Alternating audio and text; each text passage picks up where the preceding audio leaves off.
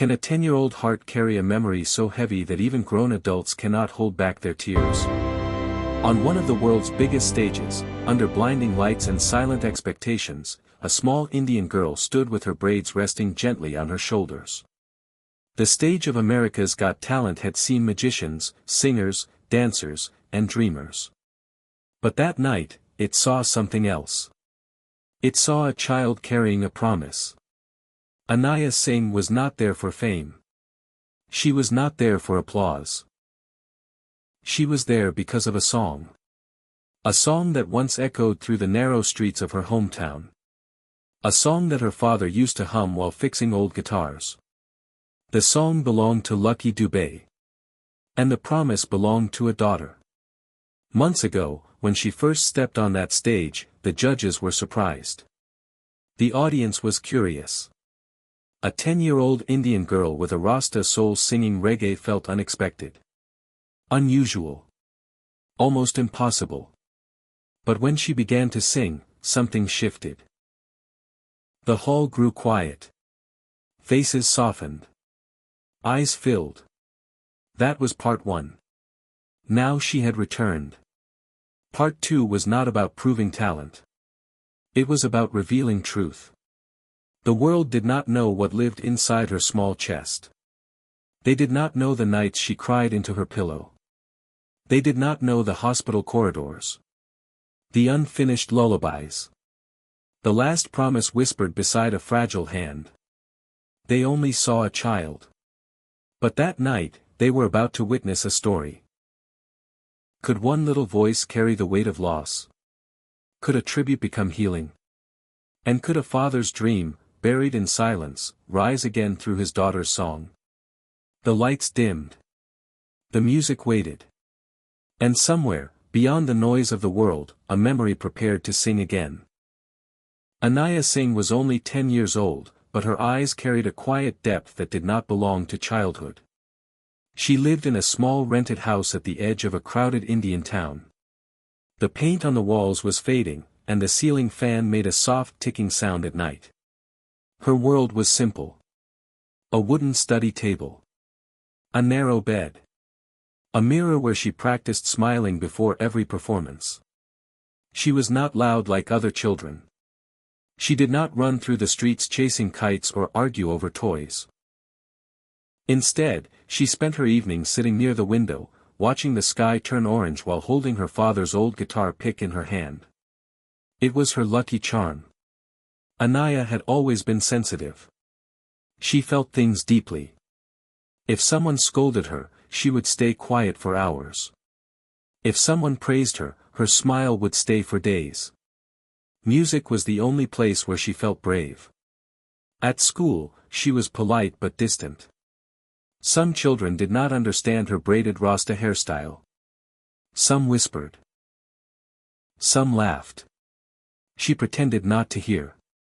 At home, she helped her mother, Meera Singh, with small chores. Washing dishes carefully. Folding clothes neatly. She liked things organized. It gave her control in a world that had once felt suddenly broken. At night, when the house became silent, she often lay awake. Not because she was afraid of the dark. But because silence reminded her of what was missing. Her father, Arjun Singh, used to fill the house with music. His soft reggae rhythms, inspired by Lucky Dubé, once turned their tiny living room into a stage. Now, the room felt bigger. Colder. Anaya missed his laughter most. The way he would close his eyes while singing. The way he believed she was born to do something special. Before stepping again onto the stage of America's Got Talent, her heart felt heavy. She was not nervous about forgetting lyrics. She was afraid of remembering too much. Because this performance was not just a song. The moment that changed Anaya's life did not arrive with thunder. It came quietly. Like a song slowly fading. Arjun Singh had always been strong in her eyes. Even when money was short.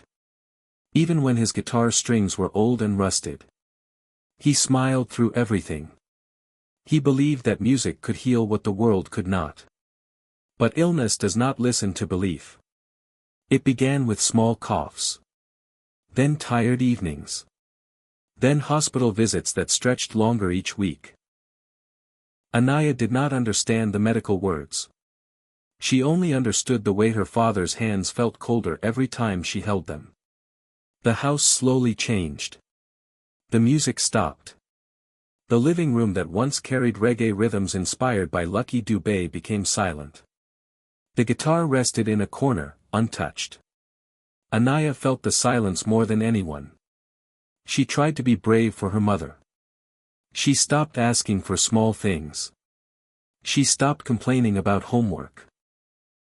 She began waking up early to help more around the house. But inside, she was afraid. Afraid that the hospital doors would one day close without bringing her father back. That day came without warning. There was no long goodbye. No final song. Just a fragile hand that squeezed hers weakly, and eyes that tried to say everything without strength. After that, the world felt different. At school, laughter sounded distant. Festivals felt heavy. Even birthdays lost color. She blamed herself sometimes. She wondered if she could have sung louder. If her voice could have somehow kept him alive. A child's heart often carries impossible guilt. When she first stepped onto the stage of America's Got Talent months later, she thought performing would heal her. But standing there again for part 2, the wound felt fresh. Because singing meant remembering. And remembering meant feeling the emptiness all over again. Her biggest fear was not failure. It was breaking down before she could finish the song. It was realizing that some promises are heavier than dreams. And yet, she knew she had to sing. Not to erase the pain. But to face it. The night of part 2 felt different from the beginning. The stage lights were softer. The air felt heavier. Even before the music began, something unseen was moving through the hall of America's Got Talent. Anaya closed her eyes. For a brief second, she almost stepped back. The fear rose again. The hospital smell. The beeping machines. The fragile silence after her father was gone. Her fingers trembled. But then something unexpected happened. In the front row, her mother Mira held up a small object. It was her father's old guitar pick, tied with a thin red thread. The same one Anaya used to keep near her pillow every night. She had forgotten it backstage. Or maybe she had left it behind on purpose, afraid it would make her emotions stronger. But seeing it there, shining gently under the lights, something shifted inside her. She realized she was not standing alone. She was carrying love. Not loss. The memory of Arjun Singh no longer felt like a wound. It felt like strength. She remembered how he used to close his eyes while singing songs inspired by Lucky Dubé. Not because he was sad. But because he trusted the music. And suddenly, Anaya understood something that changed everything. She had been singing to hold on to him. But now, she needed to sing to let him live through her. The fear slowly melted. The guilt loosened its grip.